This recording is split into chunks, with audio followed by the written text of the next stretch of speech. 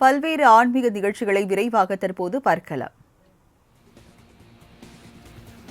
ஈரோடு மாவட்டம் அம்மாப்பேட்டை அருகே ஆயிரக்கணக்கான பக்தர்கள் தீர்த்தகுடம் எடுத்து சென்று பெரமனார் கோயிலில் வழிபாடு செய்தனர். கூத்தம்பட்டி கிராமத்தில் அமைந்துள்ள 482 ஆண்டுகள் பழமை வாய்ந்த பெரமனார் கோயிலில் கும்பாபிஷேக விழா நடைபெற்று வருகிறது. இதையொட்டி ஏராளமான பக்தர்கள் காவிரி ஆற்றில் புனித நீராடினர். இதையடுத்து பக்தர்கள் தீர்த்த குடத்துடன் மேளதாளங்கள் முழங்க ஊர்வலமாக கோயிலுக்கு வந்தனர்.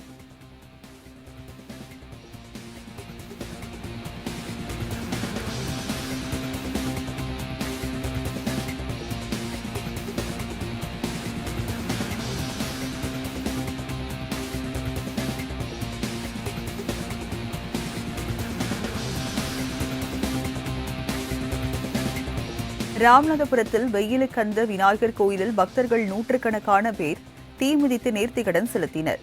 உப்பூர் பகுதியில் அமைந்துள்ள இக்கோயிலில் விநாயகர் சதுர்த்தியை முன்னிட்டு ராமநாதபுரம் கடற்கரையில் தீர்த்தவாரி உற்சவம் நடைபெற்றது.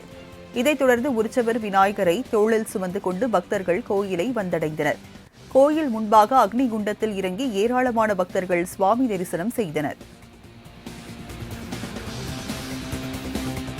நாமக்கல் மாவட்டம் பரமத்தி வேலூரில் உள்ள பஞ்சமுக மகா கணபதி கோயிலில் மூலவருக்கு சந்தன காப்பு அலங்காரம் செய்யப்பட்டது.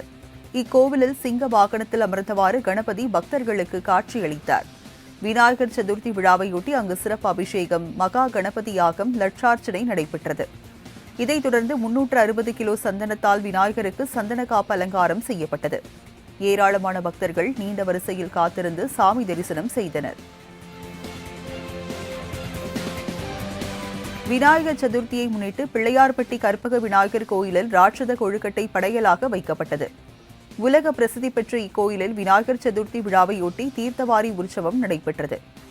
உச்சிக்கால பூஜையின் போது 18 படி முக்குருணி அரிசியில் செய்யப்பட்ட ராட்சத கொழுக்கட்டை மூல விநாயகருக்கு படைக்கப்பட்டு சிறப்பு தீபாராதனை செய்யப்பட்டது. இதில் ஆயிரக்கணக்கான பக்தர்கள் கலந்து கொண்டு வழிபாடு செய்தனர்.